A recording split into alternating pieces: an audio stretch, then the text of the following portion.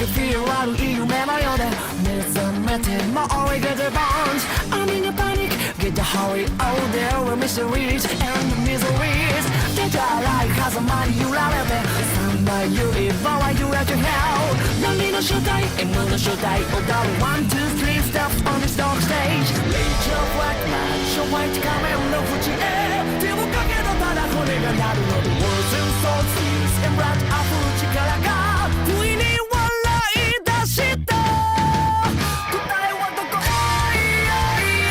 探したい With my soul, with my heart We are running on a live don't get shy Cause it's fine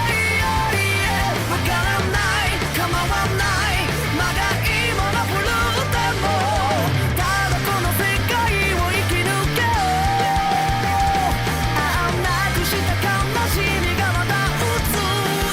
ってく Sorry words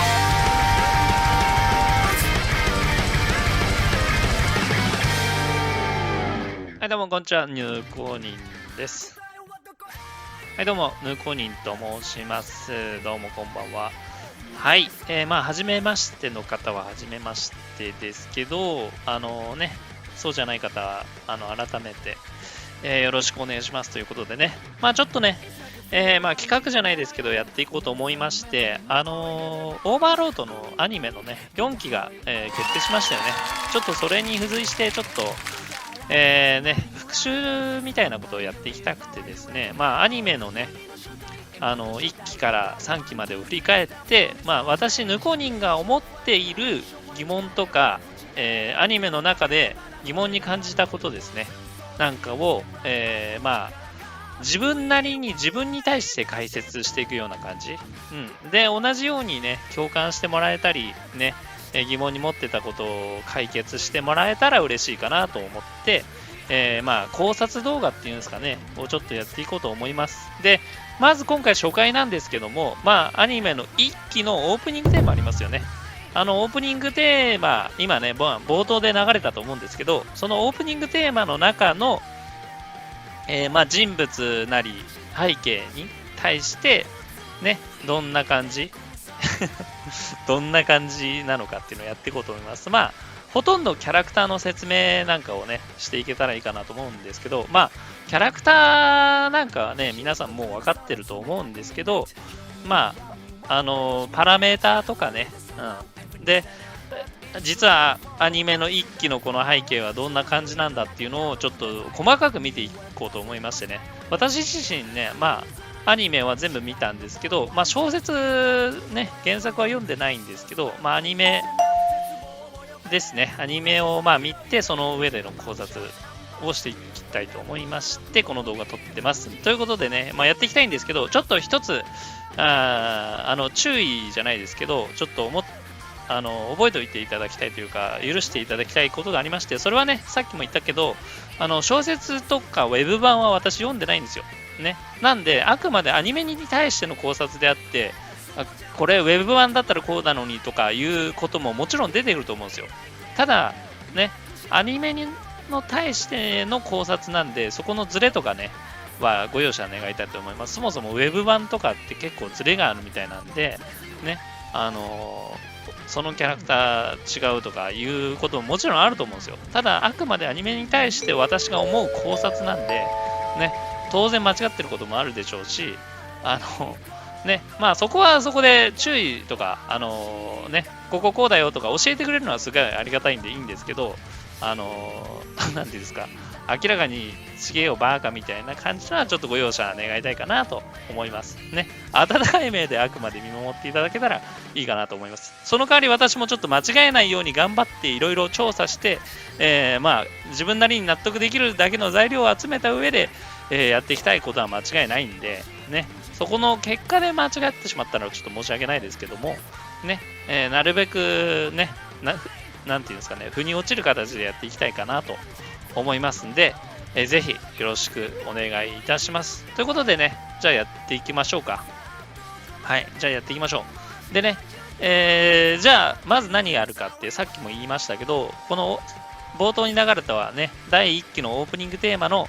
まあ、人物紹介っていうかですね、をやっていこうと思います。まあ、人物は皆さん分かってるから、まあ、一応名前とか、ね、パラメータなんかを載せていけたらいいかなと思いますんで、そこのところよろしくお願いします。あ、それと、重要なこと言うの忘れてました。多大にネタバレを含みますんで、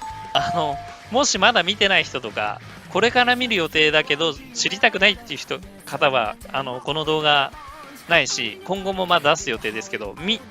ないでください。面白さ半減どころか、もうネタバレなんで、もう、なんていうんですか、もう、オーバーロードの物語そのものを私、喋っていってしまうんで、あと、なんていうんですか、舞台背景の裏とか、アニメでは描かれてないけど、こうなっていたっていうことまで喋りますんで、もしそういったことを知りたくないっていう方は、見ないでください。まあ、私なりの考察にはなるんですけど、まあ、この裏ではこういうことがあったとか、ね、実はね、シャルティア、まあ、今から、もろネタバレ言いますけど、ね、シャルティアが敵に精神操作されちゃうわけですよ、一気でね。そこの、なんでそうなったかとかは、描かれないんですよね。後に描かれるかもしれないですけど、とりあえずアニメの一期では描かれません。ね。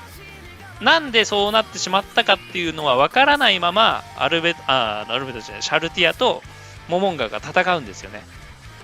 そうなんですけど、おそらくワールドアイテムであろうっていうところは突き止められますけど、ね。はっきりこうでこうして操られてしまったから戦おうとかいうわけで戦うわけじゃないんですよ。ね。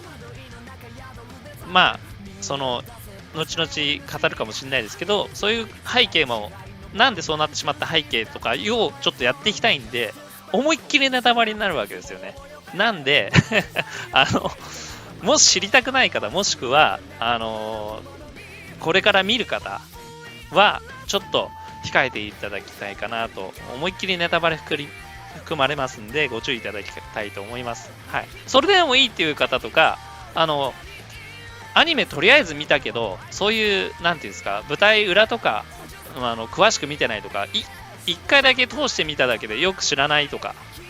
ね、そういう方にぜひ見ていただきたいですね。私なりの考察なんで、間違ってるところもあるかもしれないですけど、ね、ゴリゴリに本当に小説から読んで、ウェブ版まで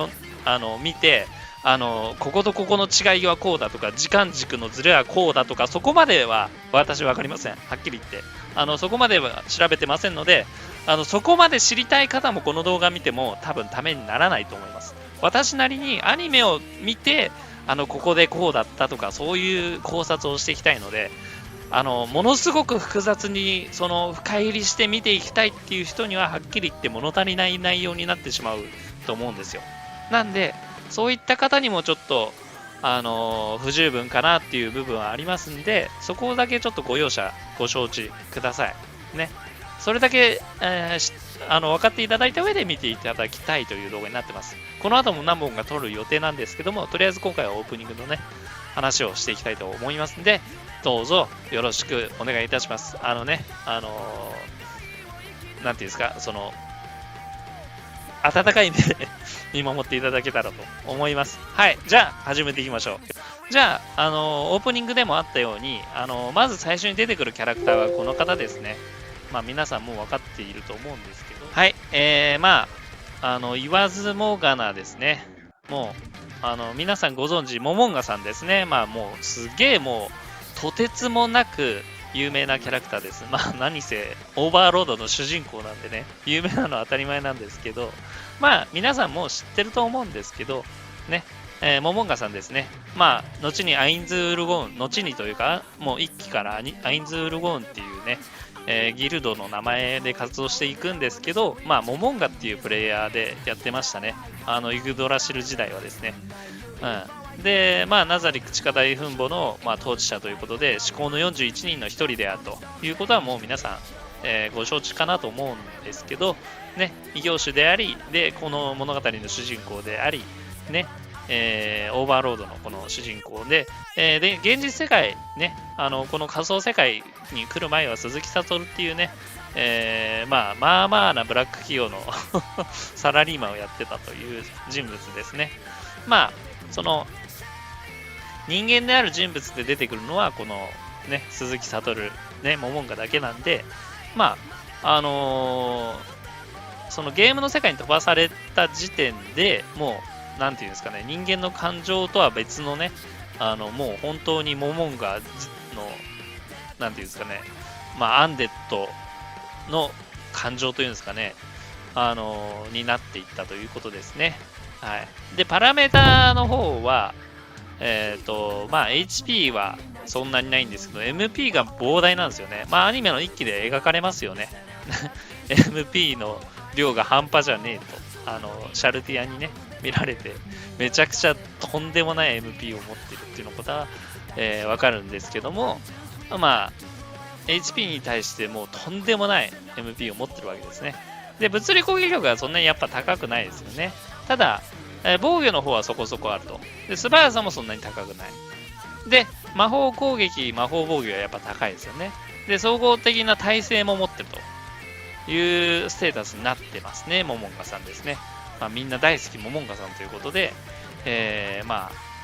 みんなもうオーバーロード好きな人はね、まあ、好きなろうとは思いますが、ね、たまに見せるその鈴木悟の人格が出てくるじゃないですか。呼吸突が自分の池に行ったよ、やったーとかね、アルベロに迫られて、っていうなるとことかは、鈴木悟の人格が出てるのかなと思いますね。はい。じゃあ、モモンガはこんな感じですね。はい、続けてですけど、はい、アルベドさんですね。次はね、まあ、モモンガの次にアルベドが映ってましたよね、オープニングでね。で、まあ、アルベドもね、すごい人気が高いキャラクターで、私自身大好きですね。いい味出してますよね。ね。まあ、異業種、まあ、ナザリクの面々はみんな異業種なんですけど、悪魔種ですね、アルベドはね。悪魔種で、ステータスの方がこちらになってます。はい。制作者はタブラスマラグディなんでですね、一回、一期で、パンドラズアクターが、模して出てくるところがありますよね。そこで、まさかタブラスマラグディーナ様って言うんですけど、すぐ見破るんですよね。いや、あれは違うと。ね。あれは違う何かだってすぐ見破るんですよね。さすが操縦士のことはよくわかるんですね。はい。まあ、アルベドさんもね、例に漏れずレベル100ですけども、まあ、HP がとにかく高い。アルベドはね、守護者統括って言われているだけあって、すごい防御力が高くて、ね、HP もものすごく高いんですよ。ね。スキルもね、守備に振ったスキルとかアイテムを持ったりしてるんですけど、まあ、細かいキャラクターの、考察なんかは、また別の動画でね、撮っていけたらいいかなと思いますんで、よろしくお願いします。まあ、見てもらうと、ステータスね、やっぱ防御に振ってるってことがよくわかりますよね。本当に攻撃より防御に振ってる。まあ、物理攻撃力は結構高いんですけどね。こんな感じになってます。まあ、メインヒロインの一人って言っても支障はないんじゃないでしょうかね。まあ、ヒロインなんか言われてますけどね、ちょっと痛い。ね、設定でしょうがないですよね。ちょっと痛い設定にはなってるんですけど、まあ、モモンが、まあ、いわゆる、あれですね、鈴木悟がね、ちょっといじっちゃうんですよね。設定をね。まあ、アニメ見てる方は分かってると思いますけど、設定をいじってモモンガを愛しているってやっちゃうことで、モモンガを愛していくんですけども、まあ、それを後に明かすんですけどね、モモンガは。まあ、それでもいいっていう形で、いうところが描かれてますよね。はい。ステータスはこんな感じになっております。はい、じゃあ次行きましょうか。はい、続いて、アウラとマーレですね。アウラ・ベラ・フィオーレとマーレ・ベロ・フィオーレです。ね、名前。まあ、ダークエルフですよね、2人とも。まあ、エルフ種ということですね。ダークエルフの、姉と弟になります。ね。アウラの方が姉で、マーレの方が弟ですね。まあ、皆さんもう分かってると思うんですけど、まあ、知らない人これ見たらね、明らかに、まあ、アウラは確かに、女性とも取れるし、男性とも取れる。でも、マーレはもうこれ女性じゃないですか、見た目。ね。でも、アウラ、左があれで、右側が弟なんですよ。妹じゃないですよ。ね。まあ、アニメ1期の1話見てもらえばすぐわかるんですけど、ね。まあ、性格もね、姉の方がしっかりしているというか、男勝りな感じな性格で、マーレの方が臆病で、なんていうんですかね、たどたどしい感じの性格をしてます。はい。で、アウラの方のステータスはこちらですね。今画像で出てると思いますけど、まあ、HP はそこそこ高いけど、MP が少ないですね。まあ、物理防御、攻撃、バランスがいいステータスしてますけど、魔法攻撃力はありません。ね。魔法防御に特化していうところですね。はい。で、まあ、ステータスの方はそんなに高くないんですけど、アウラはテイマーなので、その、テイムって言って、自分の、なんていうんですか、眷属じゃないですけど、自分の刺激する、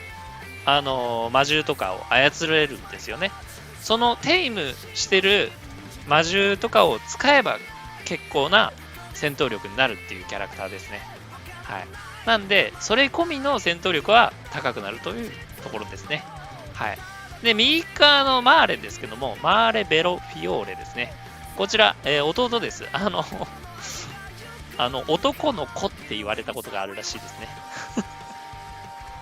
男の子って言われてる。まあ、ナザリックの面々は男の子の意味わかんないんですよ。男の子って言われていたから男の子なんだろうけど、みたいな感じでね、第1話で言ってますよね。ステータスはこちらなんですけど、ステータスね、見てもらうと、アウラよりかなり全体的に高いですよね。そうなんです。マーレはめちゃくちゃステータス高いんですよ。攻撃力からして高いし、まあもちろん魔法攻撃も扱うんで、ね。まあヒーラーとしても活躍しますけど、攻撃魔法とかもいっぱい持ってますんでね。すごい強いですね。実力としてはかなり強い。ね。まあ、そういったね、実力の拮抗とかもまた別の動画で撮っていけたらいいかなと思いますけど、まあ、かなり強いキャラクターとなってます。はい。見た目とは反してね。見た目とのギャップってやつですかね。はい。はい、じゃあ次行きましょうか。はい。次はこちら、デミエモンじゃなかった。デミウルゴスさんですね。はい。まあ、悪魔種ですけども、まあ、見た目はね、耳も長いし、エルフっぽい感じに見えるんですけど、これは仮の姿でね、汎用の姿、ね、反悪魔っていうんですかね、カエルの化け物みたいな姿に、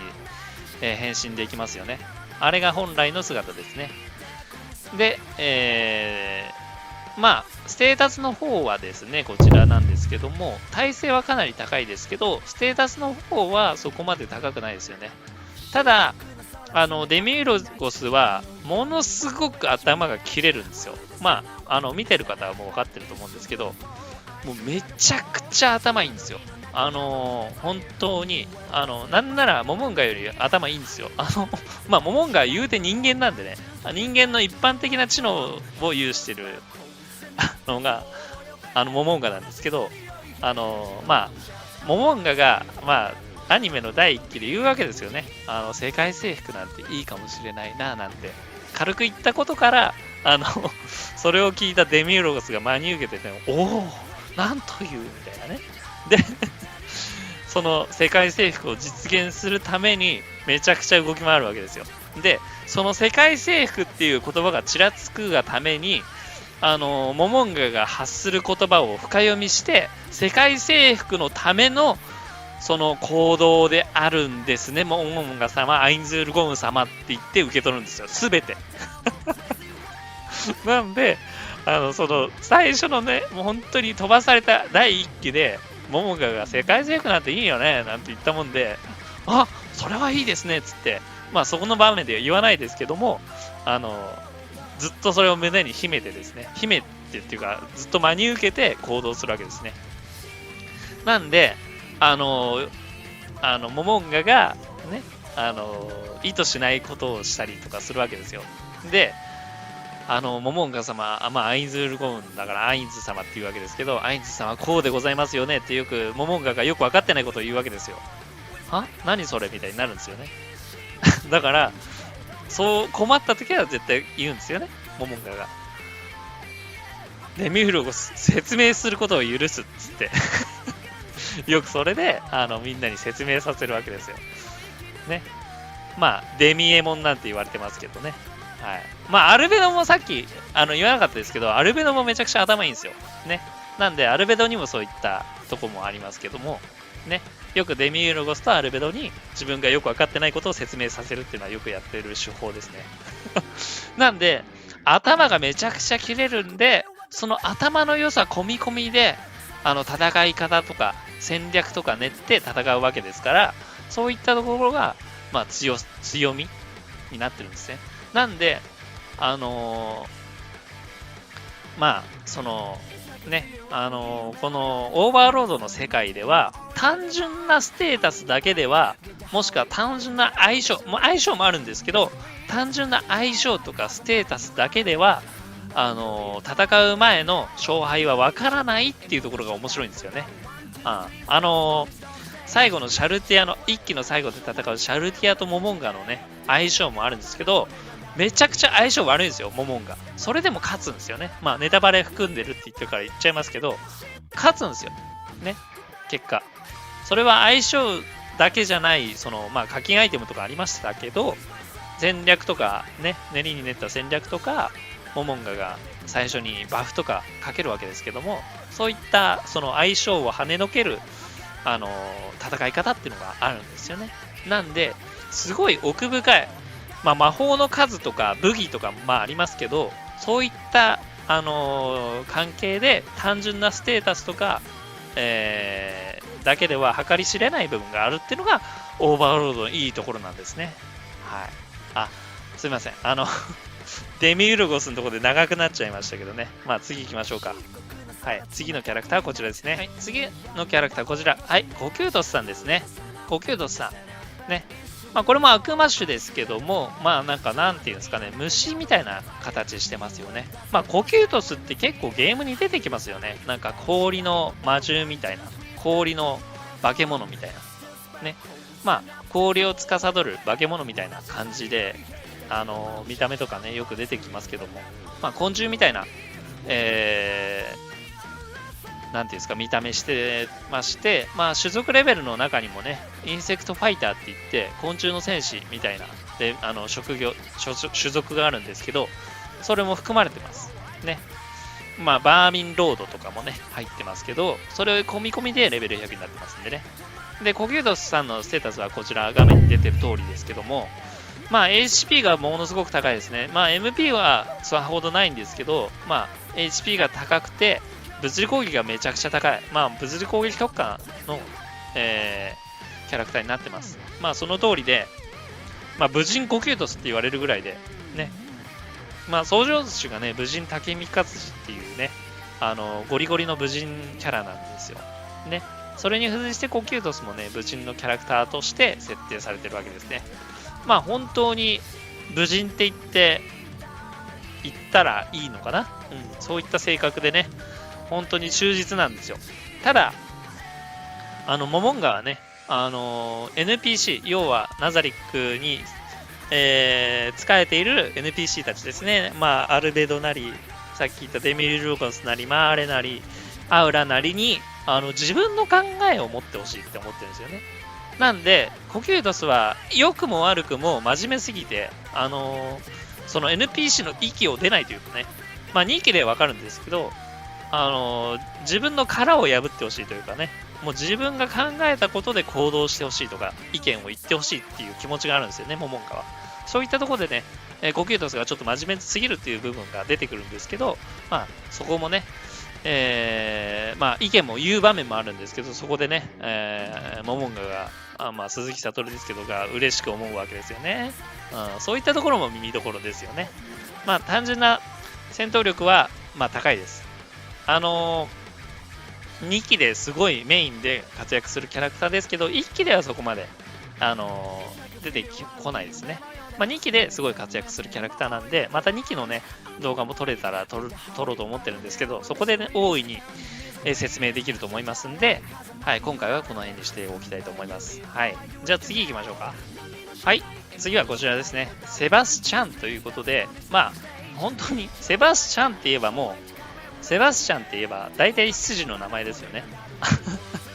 まあ、いろんなゲームでセバスチャンって、言われてますけども、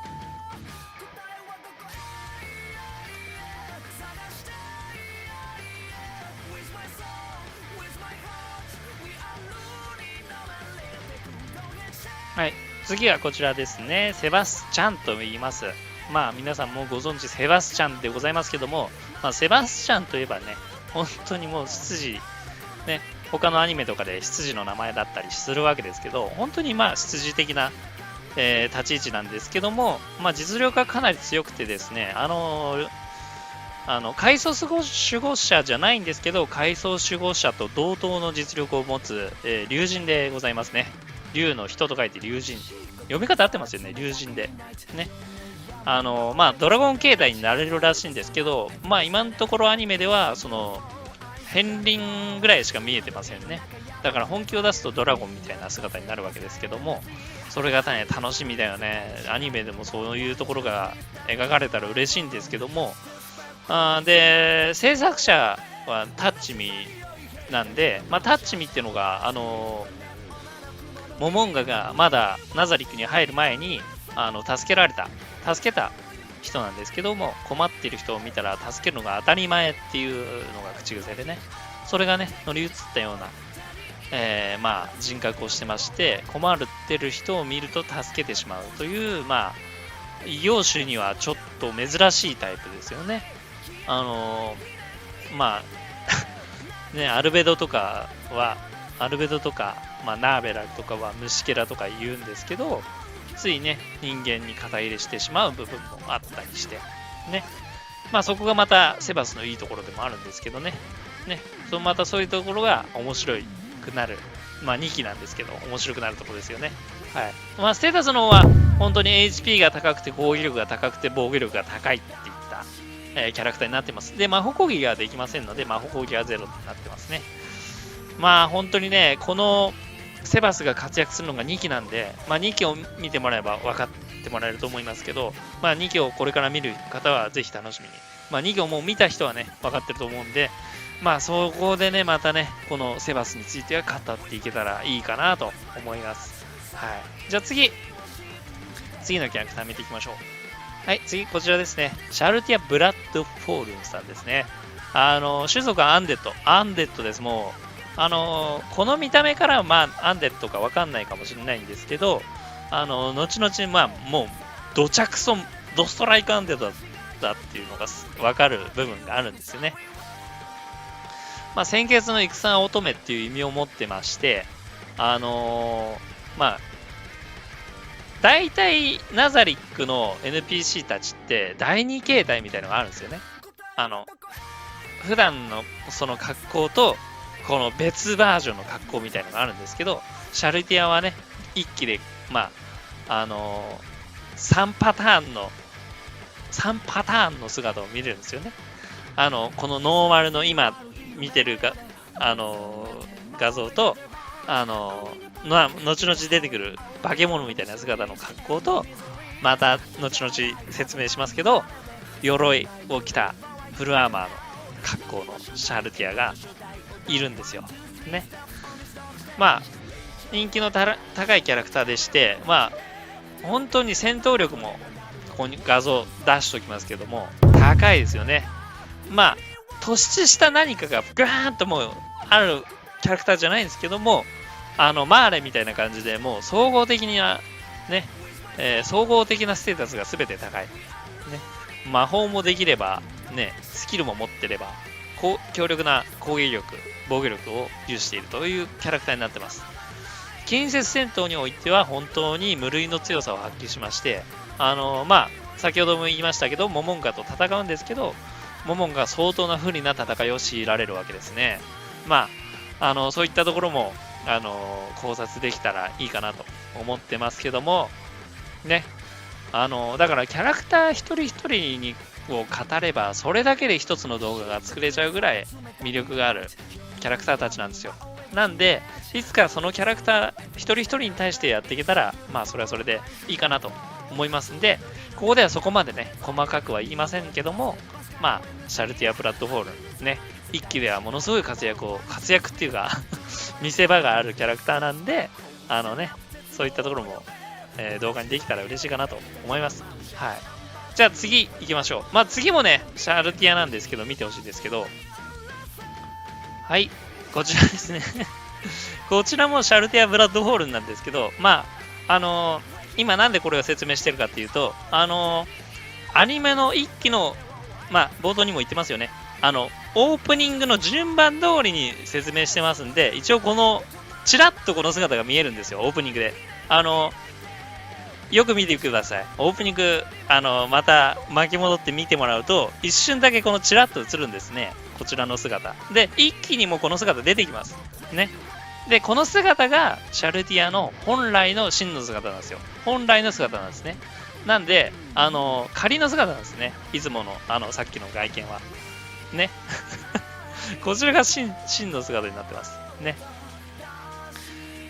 まあ、トゥルーヴァンパイアって呼ばれてますけども、シャルティアが持ってるスキルの中に血の狂乱っていうものがあるんですけど、ね、血を浴びてしまうと、自分がね、血を浴びてしまうとスキル血の狂乱が発動しちゃうんですよね。そうすると判断能力を失ってしまって、殺戮衝動にとらわれてしまうんですよね。そうなると、まあ、この格好になって、血を求めて行動してしまう。ね、殺戮行動にとらわれてしまうということになってしまうわけですよ。ね。まあ、実際にアニメの一期でもそういった部分が垣間見えるシーンがあるので、いつかそのね、シーンについても語れたらいいなと思います。はい。じゃあ次行きましょうか。はい。ここでね、まあ、ナザリックの面々のキャラクターのシーンが終わるんですけど、オープニングに沿って今喋ってますからね。まだナザリックの面々、ものすごいいるんですよ。プレアデスとか、ね、まだ出てきてない改造守護賞とかいるんですけど、まあ、アニメのこのオープニングに沿って今説明をしてますんで、そういったものはまた別の動画でね、撮りたいと思ってます。今はとりあえずこのオープニングについて語りたいと思ってますんで、このシーンが次に来ますね。はい。はい、これからはね、まあ、ナザリックの面々とは違うキャラクターたちについて説明します。というか、ね、オープニングがそうなってますんで、それについて説明していきたいと思いますね。はい。でね、動画もね、長くなってますんで、今30分ぐらいなんですけど、ちょっとこれ前編後編に分かれて、この辺から後編になってるかもしれないです。なんで一旦ここで、区切りましょうか。じゃあ、はい、区切っときましょう。一旦ここで区切りとしときましょう。ね。なんで、次回からはこのね、オープニングの半分ぐらい今終わりましたけど、半分も終わってないかな。どうだろう。半分ぐらい来てるかな。どうですかね。まあ、とりあえずの中間ポイントとしておきますけど、もしかしたら動画ここで切って、まだこれ3分の1ぐらいかもしれないんで、3分割ぐらいになるかもしれないですね。もしかしたら動画。すいませんね。ちょっと中途半端な感じになっちゃって。